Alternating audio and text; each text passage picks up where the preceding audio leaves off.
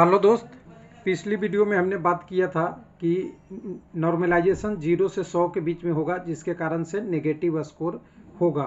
Official है, कोई नकली बात करने वाला और कोई गुमराह करने वाली बात नहीं है। लेकिन अब बात करने वाले हैं दूसरे नॉर्मलाइजेशन बेस, परसेंटाइल बेस और सिंपल वे में कहें तो समुद्र मंथन मेथड नॉर्मलाइजेशन फार्मूला। लेकिन मंथन से जो निकलती है वो हमेशा कुछ न कुछ लाभदायक होता है और दुर्लभ भी होता है। वही है ये वीडियो का पार्ट। और कुछ लोग कहते हैं कि इतना समझ में नहीं आता, तो दोस्त वेट कीजिए, वेबसाइट पे रिजल्ट आएगा। ये वीडियो उनके लिए है जो समझना चाहते हैं, न कि थोड़ी सी आपको गलत बताने के लिए, क्योंकि किसी के कहने से आरआरबी का रिजल्ट पे कोई अंतर नहीं पड़ता।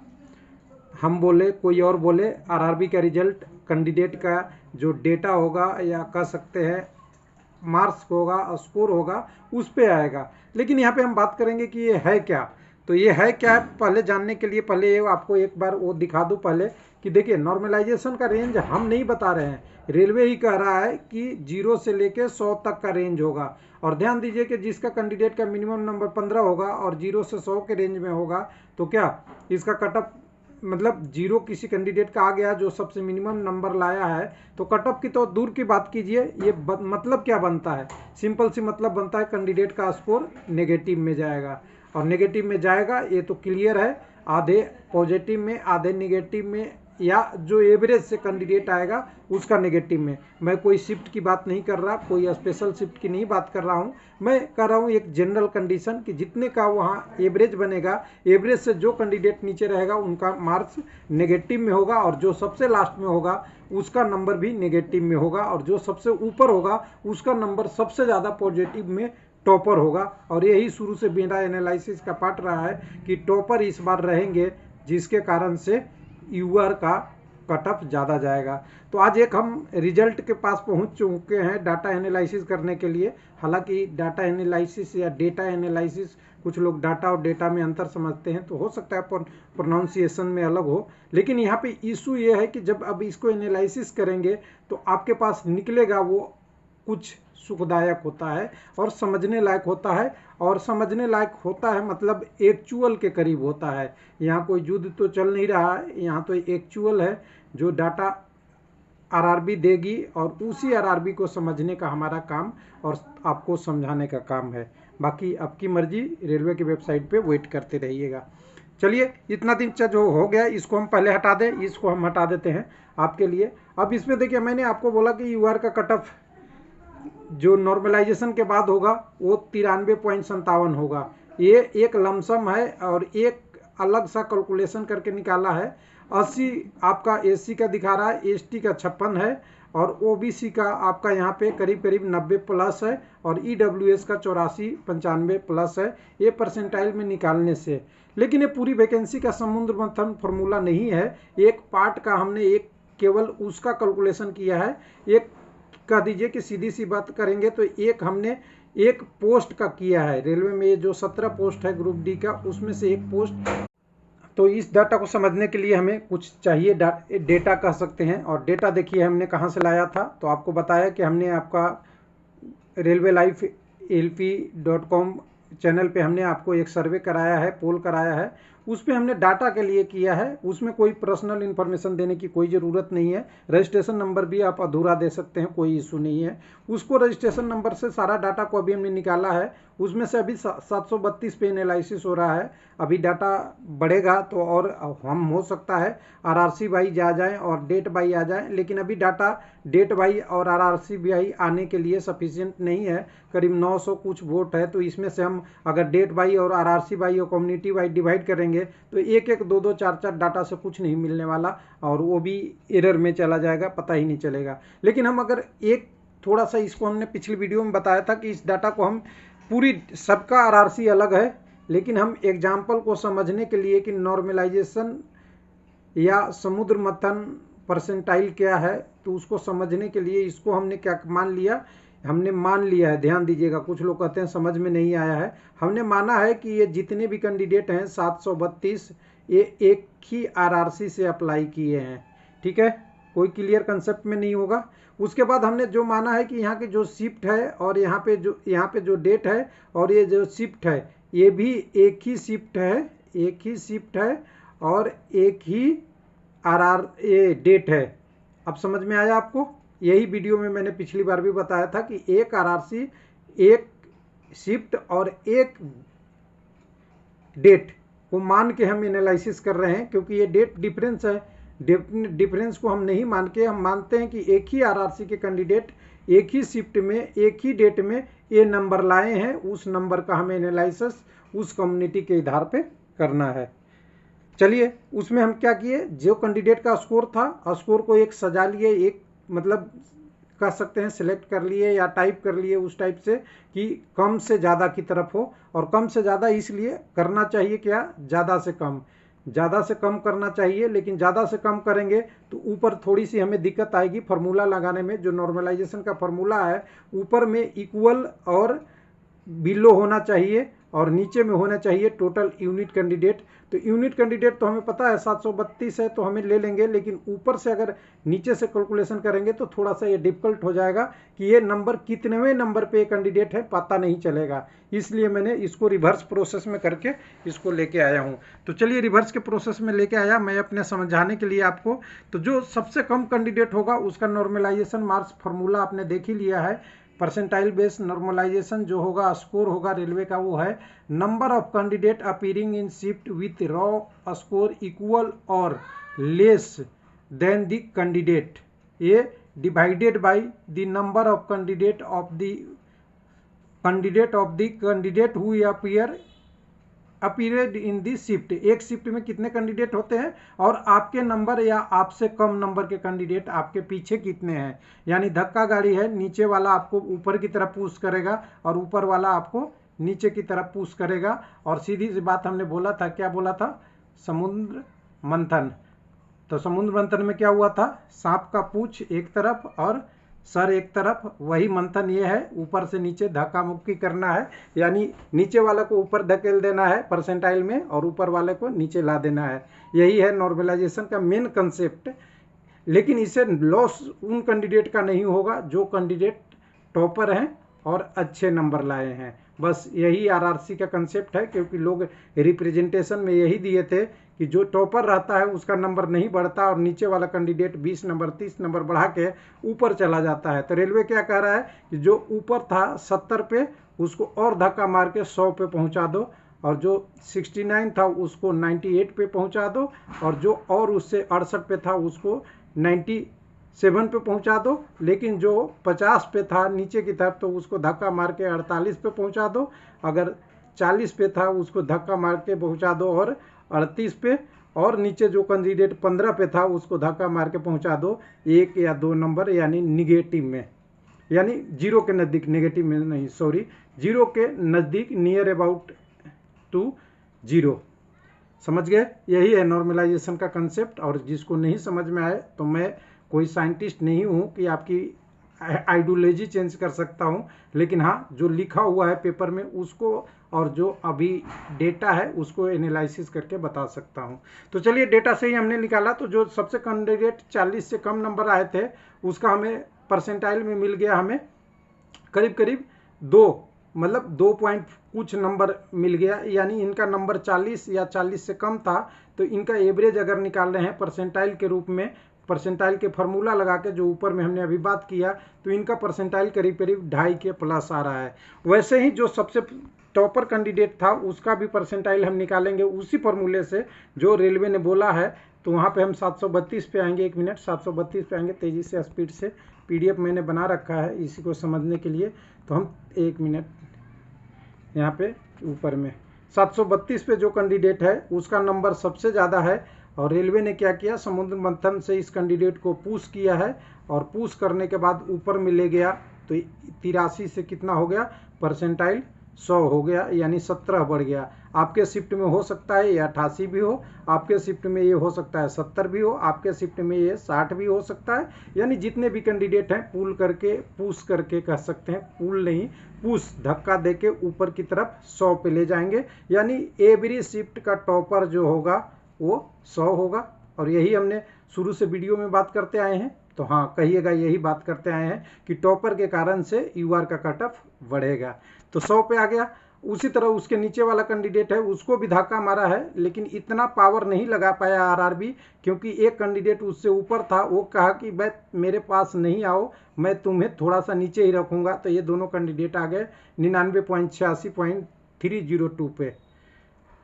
फिर उसके नीचे वाला कैंडिडेट, अब देखिए यहाँ पे ध्यान देने वाली बात है ये कि समझने के लिए मैं बता दूं कि यहाँ पे ध्यान देने वाली बात आपको ये है कि 83 के बदले हो सकता है 83.00002 कैंडिडेट भी हो, 83.0001 भी होगा, यानी नेक्स्ट नंबर की आपको बात करना है, इससे कम कौन है उसकी बात होगी, ये ध्यान रखना है आपको। ये नंबर केवल सांकेतिक है, इससे पॉइंट में भी नंबर आएगा और पॉइंट में आएगा तो वो डिफरेंस उसी हिसाब से डील होगा, और हर पॉइंट के एक नंबर का एक असाइन किया जाएगा और हर का अलग अलग एक वैल्यू होगा।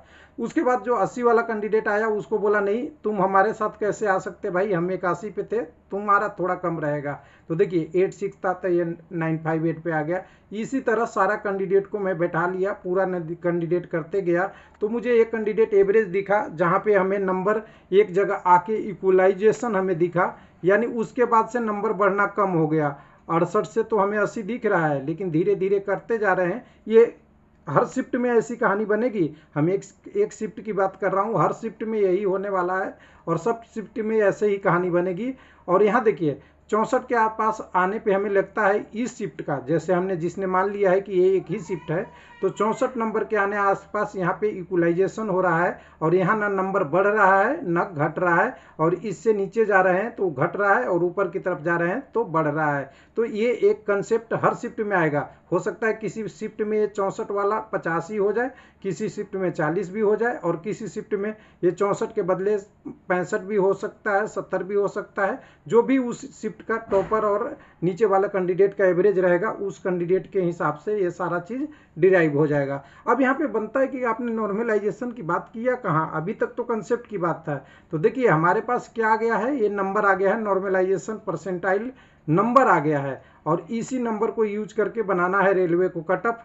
तो रेलवे कट ऑफ कैसे बनाया गया इसको हम समझाने के लिए अब आते हैं आपके पास। तो यहाँ पे देखिए 100 नंबर थे, 100, 98। अब इसमें देखिए कोई भी कम्युनिटी का अलग अलग नॉर्मलाइजेशन नहीं होगा, पहले हर कम्युनिटी एक शिफ्ट में है वो सबका कॉमन होगा, यानी एक आरआरसी, एक दिन और एक शिफ्ट लेकर एक नॉर्मलाइजेशन का ऐसे ही पैटर्न बनेगा। यानी एक शिफ्ट मतलब एक आरआरसी में मान लीजिए कि एग्जाम में ले लीजिए कि आपका डेट था 23/8/2022, तो 23/8/2022 में आरआरसी चेन्नई में कितने कैंडिडेट एग्जाम दिए उस डे में, और उसके शिफ्ट में कितने टोटल थे वही की बात होगी। उसी दिन अगर हो सकता है उसी दिन सिलीगुड़ी का भी हो, आरआरसी सिलीगुड़ी की तो वैकेंसी नहीं है, मान लीजिए उसी दिन आपका गुवाहाटी का भी हो, उसी दिन कोलकाता का भी हो, तो कोलकाता से इनसे कोई लेना नहीं है। ये लिस्ट में वही कैंडिडेट रहेंगे जो आरआरसी चेन्नई से हैं। कोलकाता का अलग बनेगा, हर आरआरसी का हर शिफ्ट का एक अलग लिस्ट बनेगा, और वो लिस्ट बनेगा इसी तरह से जितने कैंडिडेट हैं टोटल का। अब यहाँ से देखिए मेरिट बनाना आसान यहाँ से हो जाता है, यहाँ से तक तो मैराथन है, लेकिन इसके बाद सिंपल से रेलवे का फार्मूला है, वो फार्मूला पे मैं लेके आता हूँ। तो उसको लेने के लिए मुझे एक वैकेंसी टेबल चाहिए, तो मैंने लिया है साउथ सेंट्रल रेलवे चेन्नई। लेकिन अब कहिएगा कि चेन्नई में तो बहुत सारी पोस्ट है, और बहुत सारी पोस्ट है तो टोटल पोस्ट अगर देखेंगे तो यहाँ पे 4363 पोस्ट है। अब हमारे पास डाटा 332 का है, तो मैं इतना आरआर सभी कम्युनिटी वाइज डाटा लूँगा तो सब सेलेक्ट हो जाएंगे, और उसमें भी पीटी में 3 गुना जाना है, सब सेलेक्ट हो जाएंगे, कोई एनालिसिस का मतलब नहीं बनेगा। तो हमें क्या करना होता है, जैसे आपका इलेक्शन पोल सर्वे वगैरह में करते हैं तो एक सैंपल डिराइव करना होता है, सैंपल उठाना होता है कि हम एक सैंपल उठा लेते हैं जिससे हमें समझ में आ जाए, और उस सैंपल को स्टैंडर्ड में रखना है बस। तो हमारे पास 732 है, तो 732 से कम रखना चाहिए, तभी तो हम कुछ ना कुछ निकाल पाएंगे, नहीं तो नहीं निकालेंगे। तो हमने एक पिक कर लिया इसमें से इसी आरआरसी का, एक पिक कर लिया, एक हमने ये वाला 6 नंबर वाला हमने 31 वैकेंसी को पिक कर लिया। कोई भी आप पिक कर सकते हैं, थोड़ा जितना डाटा आपके पास सैंपल साइज है उसके हिसाब से, और यूट्यूबर को भी समझा दीजिएगा कि ऐसे पिक कर लेते हैं तो समझ में आ जाएगा। नहीं तो डाटा की सैंपल साइज बहुत बड़ा होगा तो आप डायरेक्ट आप वहीं से उठा सकते हैं पूरी वैकेंसी को भी, लेकिन हमारे पास डाटा का सैंपल छोटा है, इसलिए मैं क्या कर रहा हूँ 6 वाला को उठा लेता हूँ यहाँ से, असिस्टेंट इलेक्ट्रिकल लोको शेड का, जिसमें यूआर की 19 पोस्ट, देखिए जी 1 मिनट, यहाँ से यूआर की 19 पोस्ट है, 3 पोस्ट एसी का, 1 एसटी का, 5 ओबीसी का और 3 कैंडिडेट लेना है ईडब्ल्यूएस का, टोटल 31 है। अब इसी को मैं नीचे कॉपी कर लेता हूँ आपके लिए कि समझ सके आप, समझाने के लिए। तो ये देखिए वही डाटा मैंने यहाँ पे कॉपी कर लिया, इलेक्ट्रिकल लोको शेड वाला, कम्युनिटी यहाँ लिख दिया, और ये सैंपल है कट ऑफ निकालने के लिए। तो टोटल हमने यहाँ पे निकाला, एक बार बड़ा कर देता हूँ समझ लीजिएगा, बट समझने के लिए बड़ा चाहिए ना। यूआर के 19 कैंडिडेट, एसी के 3, एसटी के 1, ओबीसी के 5 और बाकी 3 कैंडिडेट ईडब्ल्यूएस के, और टोटल वैकेंसी 31 आ गए। अब इनके हमें पता है रूल तो यही है ना, पीटी में 3 गुना कैंडिडेट जाएंगे वैकेंसी का, तो हमने 3 गुना डायरेक्ट ले लिया। सीसीए को हम निगलेक्ट करके हम यहाँ पे डायरेक्ट ले रहे हैं 3 गुना। तो यहाँ पे आपको 57 कैंडिडेट यूआर से जाएंगे, एसी से कितने जाएंगे 9 कैंडिडेट जाएंगे, एसटी से 3 कैंडिडेट जाएंगे, और 1 मिनट ये कटअप देख लीजिएगा, मैं समझा दूँ पहले, समझ देख लेना आप। 3 जाएगा, ओबीसी का 15 जाएगा और ईडब्ल्यूएस का 9 जाएगा। डाटा दिख रहा है आपको, इतने कैंडिडेट जाएंगे। अभी इस कैंडिडेट को लाएँ कैसे हम? अब ये तो बन गया कि हमारे पास ऊपर में डेटा अवेलेबल है, उस डेटा से हमें यहाँ पे एनालिसिस करके यहाँ पे कट ऑफ में कन्वर्ट करना है। तो हमारे पास डाटा को एनालिसिस करने के लिए क्या यूनिट है? हमारे पास है 57 यूआर की वैकेंसी में एलिजिबल कैंडिडेट चाहिए हमें। तो हम क्या करेंगे, किसको उठाएंगे यूआर में? तो कोई लोग नहीं मानेंगे, लेकिन धीरे धीरे मानेंगे, ऐसा है ना, होम्योपैथी जल्दी काम नहीं करता है, होम्योपैथी में थोड़ा टाइम लगता है। यहाँ लोग एलोपैथी वाले हैं, रात को रिजल्ट दिए अगले दिन उनको जॉब चाहिए, अगले दिन वो चाहिए, या पेपर कटिंग वाला कंसेप्ट बहुत जल्दी समझ में आ जाता है। इसलिए मैं थोड़ा सा रुक रुक के बता रहा हूँ, थोड़ा टाइम ज़्यादा लगेगा। तो जो टॉपर कैंडिडेट थे उसी को तो सेलेक्ट करेंगे यूआर में, बशर्ते यूआर में कोई कम्युनिटी का कैंडिडेट भी आ सकता है लेकिन एज बेनिफिट नहीं लिया हो। तो हम मान लेते हैं कि कोई भी कैंडिडेट यूआर के लिए अभी एज बेनिफिट नहीं लिया है। एनालिसिस में हम क्या दिखाएं कि कौन कैंडिडेट एज बेनिफिट लिया है, नहीं लिया है। तो हम यहाँ आएंगे पीछे आएंगे कहाँ पे, जहाँ पे हमारे पास डेटा अवेलेबल था। डेटा अवेलेबल हमारा परसेंटाइल में 100 था, तो हमें कितना यूआर का कैंडिडेट लेना है? 57। तो हम इस कैंडिडेट को ले लें, ये तो ओबीसी का है, तो कहिएगा नहीं लेना पड़ेगा क्योंकि ओबीसी ने टॉप किया है, यहाँ पे माना हुआ है कि ओबीसी का नंबर 83 है। उसी तरह जितने भी कैंडिडेट इसमें आते जाएंगे हम क्या करेंगे, 57 तक चलते जाएंगे। कहाँ चले जाएंगे? 57 तक, ऊपर से नीचे की तरफ, टॉपर से लोअर की तरफ चलेंगे, और लोअर का स्कोर हमें यहाँ मालूम है तो हम नीचे की तरफ चलते जाएंगे। तो जिसमें कलेक्ट हो जाएंगे तो यहाँ पे हमें दिख जाएगा 57, यहाँ आएगा 655 तक। जो टॉपर है जिसका नंबर एक्चुअल में है ओबीसी कैंडिडेट लेकिन 74 है, लेकिन इसका परसेंटाइल नंबर है वो है आपका 93.57045। यही हमारा है यूआर का कट ऑफ। लेकिन अब यहाँ इशू ये है कि यहाँ पे इसी रेंज में 93.57045 पे एक कैंडिडेट ईडब्ल्यूएस का भी है, तो हमें इस कैंडिडेट को भी लेना पड़ेगा इस कैटेगरी में, क्योंकि सेम नंबर वाले कैंडिडेट हैं। और पीटी में किसी नंबर को एज बेनिफिट और उसमें नहीं जाया जाता है, जनरली 2-4 कैंडिडेट, 10 कैंडिडेट, 50 कैंडिडेट ज़्यादा होते हैं उनको ले लिया जाता है पीटी में।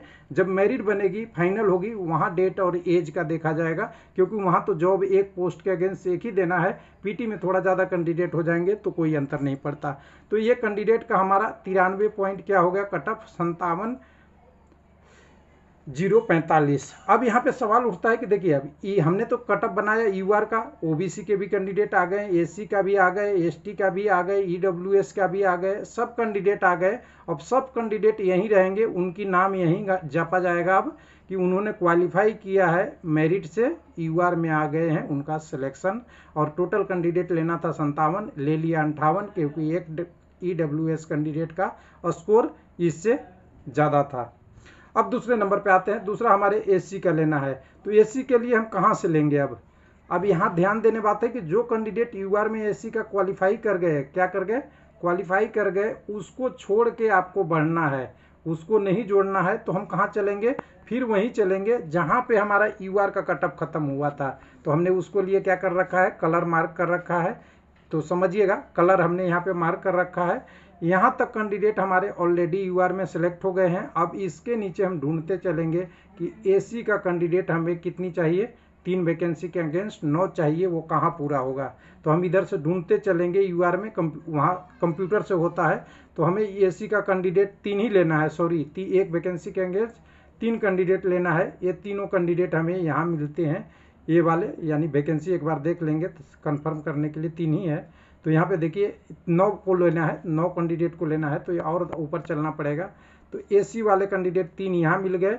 उसके बाद ऊपर एक कैंडिडेट 4 हो गया, ऊपर और जाएंगे तो 2 कैंडिडेट यहाँ 6 हो गए और 2 यहाँ 8 हो गए, और 8 के बाद ऊपर जाएंगे तो यहाँ पे 9 हो जा रहे हैं। लेकिन सेम स्कोर में 2 कैंडिडेट और एसी का है, तो इसको भी पीईटी में एलिजिबल कर देंगे। 68 नंबर है, लेकिन नॉर्मलाइजेशन के बाद इनके नंबर कितने हो रहा है, तो टोटल हो रहा है 80.16 तो ये हो गया कट ऑफ किसका, एसी कम्युनिटी का। एसी कम्युनिटी का कट ऑफ हम यहाँ सेट कर देंगे, वहाँ पे रख देंगे। ये सॉफ्टवेयर से होता है, बहुत जल्दी होता है, बहुत सेकंडों का काम होता है। तो यहाँ पे एसी कैंडिडेट आ गए हमारे पास, इनका कट ऑफ 80। और कोई उस कम्युनिटी में 2 कैंडिडेट और हैं तो 2 कैंडिडेट आप यहाँ लिख सकते हैं। ऐसे मैंने यहाँ पे नीले लिखा है, ऊपर वाला बाद में मार्क किया था। तो 2 कैंडिडेट एक्स्ट्रा में एसी में आ गए, हमें 9 लेना था, 11 कैंडिडेट आ गए। अब बनता है एसटी का। तो एसटी का फिर कैसे देखेंगे, वहीं से देखेंगे, कहाँ से, एसी से नहीं, हम वहीं से देखेंगे जहाँ से यूआर का ख़त्म हुआ था। तो यूआर हमारा ख़त्म हुआ था 600 कितने पे, यहाँ पे। अब इधर से ऊपर ढूंढते जाएंगे कि 3 कैंडिडेट एसटी का कहाँ मिले। तो यहाँ पे देखिए बहुत दूर दूर तक कैंडिडेट नहीं मिलेंगे, क्योंकि कैंडिडेट नहीं है इसमें। हो सकता है आप में नज़दीक भी हो, नज़दीक हो, ये डाटा है। और ये डेटा जो लिया हुआ है वो है आपके उनके अनुसार से जो कैंडिडेट ने फीड किया है। इसमें चेंज भी हो सकता है एक्चुअल में जब जाएँ तो यहाँ पे एसटी के कैंडिडेट देखिए हमें बहुत दूर दूर तक नहीं मिल रहे हैं। पहले जो 1-2 थे वो यूआर में क्वालिफाई कर गए, लेकिन एक ही जगह हमें तीनों कैंडिडेट मिल गए। वो कैंडिडेट कितने पे हैं, तीनों का 62 नंबर है, हो सकता है एक तीनों का 62 नंबर है। और इनका नॉर्मलाइजेशन नंबर देखेंगे तो यहाँ पे आके देखते हैं तो 56.08 है। और इसके ऊपर इस नंबर में कोई कैंडिडेट और एसटी का नहीं है। तो एसटी का कट ऑफ हमारा क्या हो गया, 56 पॉइंट वाला। यहाँ पे हम 1 मिनट दिखाते चलूँ मैं, यहाँ पे हमने क्या लिख दिया कि 56.0875 हो गया। अब उसके बाद ओबीसी में हमें 15 कैंडिडेट लेना है। 15 कैंडिडेट कहाँ से लेंगे, जहाँ यूआर का कट ऑफ था। तो फिर यूआर पे हम चलेंगे, जो हमारे पास कट ऑफ था, यूआर का कट ऑफ जहाँ पूरा हो गया था यहाँ पे। अब यहाँ से ढूंढेंगे नीचे की तरफ की ओबीसी वाले कितने हैं नीचे में। तो यहाँ पे देखिए 3 कैंडिडेट इधर है, 4 कैंडिडेट इधर है। ऐसे करते करते हम 15 तक जाएंगे नीचे की तरफ, सब यूआर ओबीसी वाले को ढूंढते ढूंढते। तो देखिए जहाँ जहाँ ओबीसी मिलते जाएगा गिनते जाएंगे, और यहाँ पे हमने मार्क कर दिया है रेड कलर से। तो यहाँ मेरा पूरा होता है 15 कैंडिडेट, जिनका नंबर 72 है वो हो जाएगा। लेकिन इसी कम्युनिटी में मतलब 72 नंबर पे ही और ओबीसी के कैंडिडेट हैं, उनको भी हम छोड़ नहीं सकते। तो 3 कैंडिडेट एक्स्ट्रा हमें लेना पड़ेगा। तो इसका कट ऑफ जो होगा वो 90.28 होगा। और फाइनली जो हमारा ईडब्ल्यूएस के 3 कैंडिडेट लेना है, 1 मिनट, ईडब्ल्यूएस के 3 कैंडिडेट के अगेंस्ट 9 को लोगों ने लेना है लोगों को। तो इसके लिए भी हमें उसी पैटर्न पे चलना पड़ेगा। तो हमें 84.95 मिलेगा कैंडिडेट। और यहाँ पे ऊपर में देखेंगे तो वैसे ही हम चलेंगे, किसके लिए, तो हम ईडब्ल्यूएस के लिए चलेंगे। और जहाँ ईडब्ल्यूएस का 3 कैंडिडेट पूरा हो जाएगा वहाँ मार्क कर देंगे। और कंप्यूटर से तो ये नंबर प्रोग्राम के द्वारा जो बनाती है टीसीएस बनाएगी वो चलता है। और यहाँ पे देखिए ईडब्ल्यूएस के कैंडिडेट जहाँ मिलेगा मार्क हम वहीं कर लेंगे। 1 मिनट, ईडब्ल्यूएस ऊपर होगा और नीचे में जहाँ हमारा होगा वो मार्क कर रखे हैं हमने, इसमें दिख नहीं रहा है। एससी हो गया, एसटी, ईडब्ल्यूएस देखिए यहाँ पे मैंने मार्क कर रखा है, 70 पे हो गया। और 70 के अगेंस्ट 2 कैंडिडेट और हैं पीछे में, 70 पे ही उनको भी लेना पड़ेगा। और ईडब्ल्यूएस का जो कट ऑफ है वो 84.95 हो गया। तो इस तरह से कट ऑफ बनेगा। और इस कट ऑफ को ही बोलते हैं मैराथन समुद्र मंथन या समुद्र मंथन, यानी इस तरह से बनेगा। अब यहाँ पे सामने हमारे पास रिजल्ट आ गया। रिजल्ट को आप देखिए, 31 पोस्ट 93 कैंडिडेट लेना था, लेकिन 93 से कैंडिडेटों को लेते लेते 124 हो गया, क्योंकि कुछ कम्युनिटी में कैंडिडेट ज़्यादा हैं। 124 तो नहीं है, यहाँ पे ये 3 होगा, यहाँ पे 2 होगा, और यहाँ पे 2 होगा तो 2 और 3 5 और 2 7 और 1 8, 8 कैंडिडेट ज़्यादा लिए तो यहाँ पे 8 जोड़ देंगे तो हमें 101 कैंडिडेट को लेना पड़ा है। यही देखते होंगे अपने टाइपिंग टेस्ट में, एनटीपीसी में और भी रिजल्टों में कि जितनी 3 गुना रहता है उससे ज़्यादा कैंडिडेट रहते हैं। फिर पीडब्ल्यूडी एक सर्विसमैन और सीसीए वाला भी कंसेप्ट रहता है, वो भी होता है। तो ये था एक्चुअल मेरा एनालिसिस का तरीका है। अगर मेरे पास डाटा आती है और तो मैं कोशिश करूँगा अभी आरआरसी बाई, लेकिन आरआरसी बाई के लिए आपको डाटा ज़्यादा चाहिए और अभी तक जो मैं एक बार देख पा रहा हूँ इसीलिए मैं पोल खोल दिया हूँ, ओपन कर दिया हूँ। अभी तक 947 है और 947 डाटा से मैं कोई आरआरसी बाई डाटा नहीं निकाल सकता, क्योंकि अभी एक आरआरसी में कई सारे डेट हैं, डेट में भी कई सारे शिफ्ट हैं और इसको अगर एग्जैक्ट में हम डिराइव करने जाएं तो फंस जाएंगे और आपको भी नहीं समझ में आएगा और कोई डाटा का मीनिंगफुल रिजल्ट भी नहीं निकल पाएगा। कम से कम इसके लिए डाटा 5000 के आसपास चाहिए और उससे ऊपर चाहिए, तब थोड़ा मीनिंगफुल आरआरसी बाई आएगा। क्योंकि अगर कम्युनिटी में इस डाटा को ब्रेक करेंगे तो देखिए कितनी छोटी छोटी सी यूनिट हो जाएगी, फ्रैक्शन हो जाएगा, जिससे आप समझ ही नहीं पाएंगे। ये तो नंबर का फ्रैक्शन है, फिर कम्युनिटी का फ्रैक्शन हो जाएगा, फिर आपकी आरआरसी की फ्रैक्शन हो जाएगा, फिर डेट का हो जाएगा, फिर शिफ्ट का हो जाएगा, तो बहुत छोटा डाटा होगा, इसलिए वो सैंपल साइज में आपका नहीं आएगा। तो उम्मीद है कि हमने कोशिश किया है कि डबल पीएचडी वाला कंसेप्ट आपको समझा दिया जाए, यानी नॉर्मलाइजेशन वाला। हालांकि बहुत लोगों को नहीं समझ आएगा, मुझे पता है, क्योंकि ये बहुत डिफिकल्ट चीज़ों को मैंने पकड़ लिया है, यानी इसीलिए नाम दिया है समुद्र मंथन नॉर्मलाइजेशन। और कम से कम मैं कोशिश ये कहूँगा, आपको सजेशन भी दूंगा कि अगर आप पेपर कंसेप्ट कटिंग में बिलीव करते हैं तो इस टाइप के कंसेप्ट नहीं देखें, नहीं तो नहीं समझ में आएगा। थैंक यू, धन्यवाद।